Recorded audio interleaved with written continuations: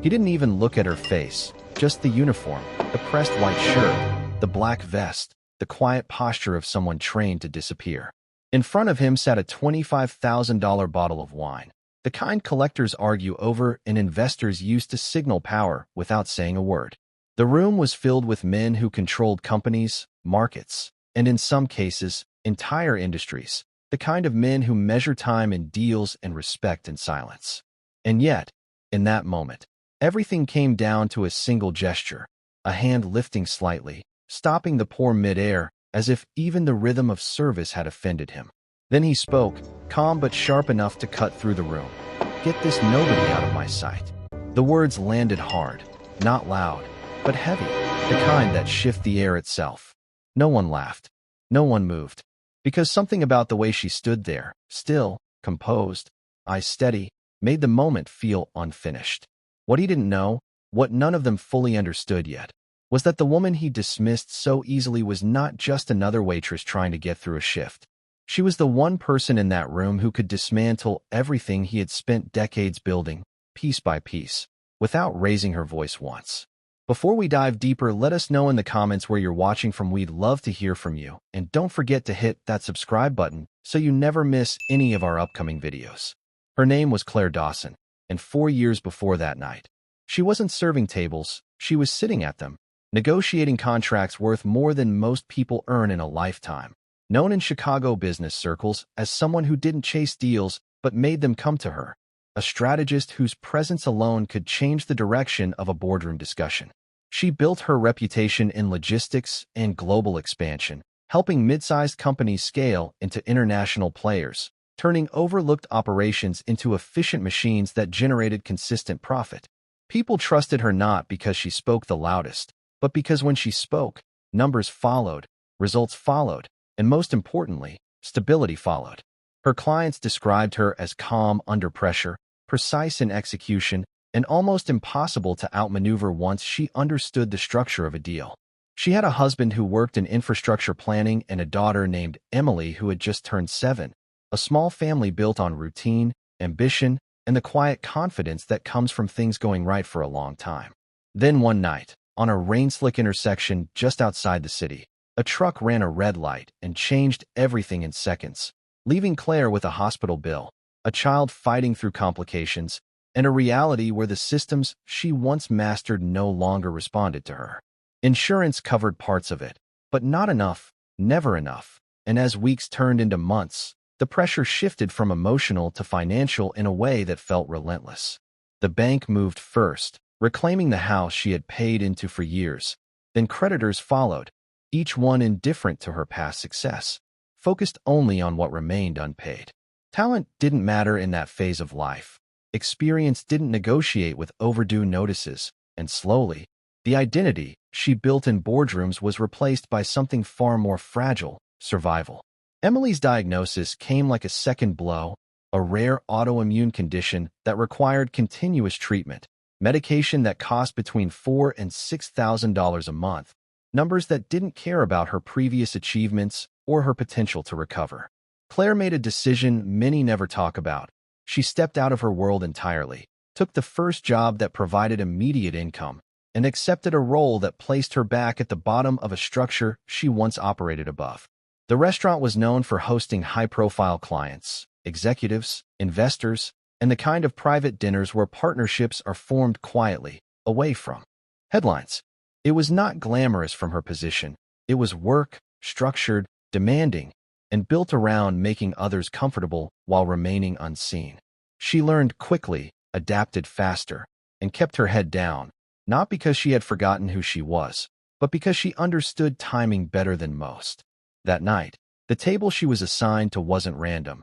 It was a group negotiating a multi-state expansion deal, one that involved logistics integration across multiple regions, the exact field Claire had spent years mastering.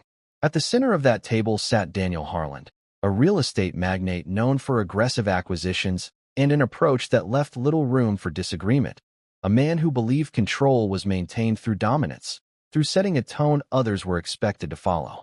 He had built his empire through calculated risks and an ability to push competitors out of key markets. earning both respect and quiet resentment from those who had to work with him. When Claire approached the table, she recognized the structure of the conversation immediately. The subtle cues, the guarded language, the pauses that indicated uncertainty masked as confidence. She poured the wine with precision, the same focus she once used reviewing contracts, understanding that even small details mattered in environments where perception shaped outcomes. When Harland stopped her and dismissed her the way he did, it wasn't just an insult, it was a signal to everyone else at the table, a reinforcement of hierarchy, a reminder of who held authority in that moment. But what he failed to see was that authority, especially in business, is often temporary, dependent on information, positioning, and awareness. One of the men at the table, Thomas Becker, had worked with Claire years earlier, not closely, but enough to recognize her posture, the way she listened, the subtle confidence that doesn't disappear even when circumstances change. He didn't react immediately, but his attention shifted, and in rooms like that, small shifts matter. Conversations slowed, decisions hesitated, and the certainty Harland projected began to encounter quiet resistance. Phones were checked under the table, messages sent, confirmations requested, and within minutes, the dynamic began to move in a direction Harland hadn't anticipated. Because the deal they were negotiating relied on a framework, a strategy for integrating operations across different regions, a framework Claire had originally designed years ago for a similar expansion model. Becker knew it, another executive suspected it, and suddenly, the person Harland had dismissed became central to the very outcome he was trying to secure. Claire didn't interrupt, didn't correct anyone. She simply continued her work, but her presence alone was enough to introduce doubt into a process that depended on clarity. As the night went on, Becker attempted to steer the conversation, asking questions that required deeper understanding of the integration process, questions Harland answered with confidence, but without the depth that comes from direct experience. It wasn't immediate, it wasn't dramatic, but it was effective, a gradual shift where control moved away from the loudest voice toward the most informed position. By the time the contracts were finalized, the structure of the deal had changed, key decisions were made without Harland's full influence, and a new leadership role was established to oversee the integration phase. That role required someone with specific expertise, someone who understood both the operational and strategic aspects of scaling across markets, someone who had done it before. Claire Dawson signed that agreement later that night, not in the uniform she wore on the floor, but as the appointed director of global integration, a position that placed her back into the world she never truly left. Harland wasn't present for that moment, his involvement reduced, his authority limited by the very structure he failed to recognize earlier. In the days that followed, the impact became clearer, partnerships shifted, decisions were revisited, and the narrative of that dinner changed depending on who told it. Some described it as a simple oversight, others as a critical mistake, but those who understood the deeper layers saw it for what it was, a moment where perception overrode awareness, where status blinded judgment, and where a single decision altered the trajectory of a major business deal. Claire didn't seek revenge, didn't make a public statement. She simply stepped back into her role and executed with the same precision she always had, rebuilding not just her career, but her stability, her control, and her future. Emily's treatment continued, supported now by a position that provided both financial security and purpose, and the life Claire had been forced to leave behind slowly reassembled itself, not identical, but stronger in ways that only come from rebuilding under pressure. The story of that night stayed within certain circles, shared quietly, referenced carefully, a reminder that in environments driven by power, as for Daniel Harland, the man who once dismissed her with a single sentence, his empire didn't collapse overnight in the way headlines would suggest, but it did weaken, gradually, in ways that are far more difficult to recover from.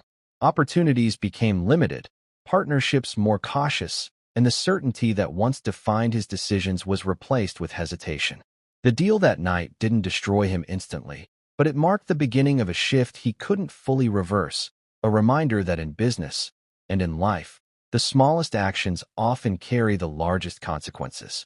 And when you look back at that moment, at the glass of wine paused mid-air, at the words spoken without thought, the question that remains isn't just about Clare Thompson or Daniel Harland. It's about awareness, about how often people overlook what stands right in front of them and what it truly costs when they do. The most critical factor is often the one people overlook. And if you were sitting at that table, watching it unfold in real time, the question becomes simple. Would you have recognized who she was before it was too late? Or would you have made the same decision that cost a man his influence in a single evening? Because at the end of the day, this story isn't really about Daniel Harland. And it's not just about Clare Thompson. It's about all of us. The way we treat people. The assumptions we make. The moments we think don't matter. So here's something to think about before you go. How many times have we dismissed someone, not realizing they might hold more power than we could ever imagine? And if this story made you question things, if it kept you thinking, if it pulled you all the way to the end, make sure you hit that like button and subscribe to the channel so you never miss stories like this. Because the next one might be even closer to reality than you expect.